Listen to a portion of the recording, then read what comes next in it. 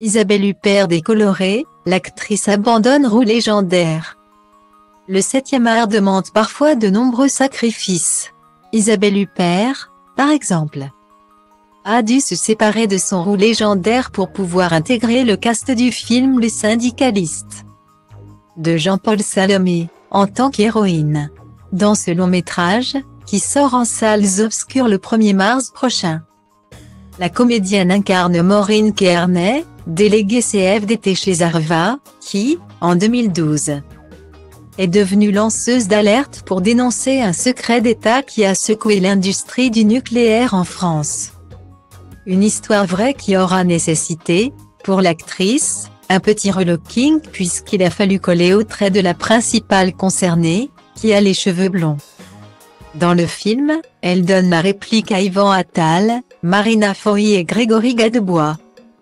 Pas de panique, toutefois, Isabelle Huppert a présenté le film au festival La Mostra de Venise en 2022. La syndicaliste était nommée 2 fois pour le prix spécial du jury Horizonti ainsi que pour le prix Horizonti du meilleur film, avec Ses cheveux de braise.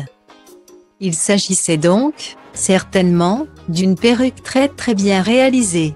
Dans ses jeunes années, l'actrice avait tenté le clair, le vrai, le décoloré, et force est de constater qu'il lui allait.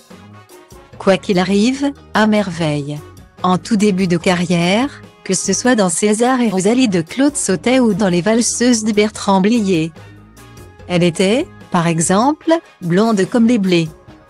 Style diva place Hold A1 et A1, 8 300 px, minimum et 250 px, at media screen end, minimum 8 990 px, div.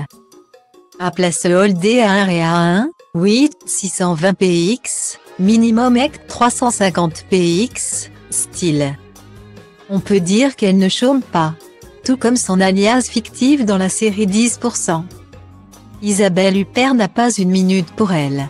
Actuellement à l'affiche du film Caravage de Michel Placido.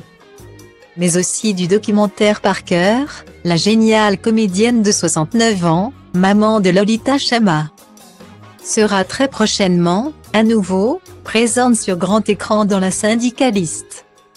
Mais aussi dans le long métrage Dans le viseur d'André Téchiné, dans Mon crime de François Ozon. Dans Sidonie au Japon, Portrait trompeur, Mon crime et la révocation.